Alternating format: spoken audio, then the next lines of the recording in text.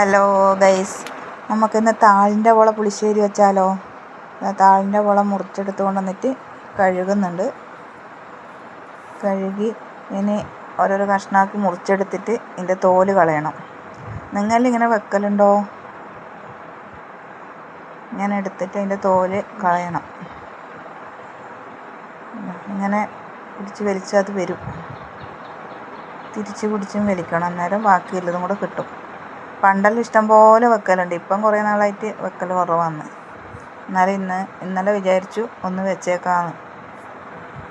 അങ്ങനെയാണ് ഇത് പറിച്ചെടുത്ത് കൊണ്ടുവന്നിട്ട് മുറിക്കുന്നു.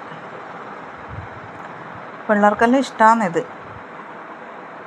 കാണാൻ കുറച്ചെണ്ണം അധികം ഉണ്ടെങ്കിലും വെന്ത് കഴിയുമ്പോഴേക്ക് കുറച്ചേ ഉണ്ടാവില്ല കഷ്ണങ്ങൾ.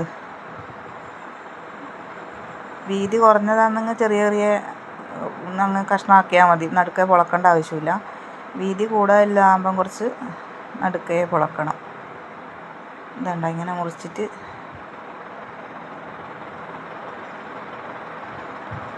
ഇത് ഉപ്പേരിയും വെക്കലുണ്ട് നമ്മ. ഉപ്പേരി വെക്കുമ്പോൾ ഇതിനേക്കാളും ചെറുങ്ങനെ മുറിക്കണം, നല്ലോണം തരിതരിയായി അരിഞ്ഞിട്ട്. അത് നല്ല ടേസ്റ്റാണ്. പക്ഷെ ഇപ്പം കുറേ നാളായിട്ട് അതൊന്നും വെക്കലില്ല. ഇത്ര നീളമുള്ളതാകുമ്പോൾ അങ്ങോട്ടും ഇങ്ങോട്ടും ഒന്ന് പൊളന്നിട്ട് മുറിച്ചാൽ മതി.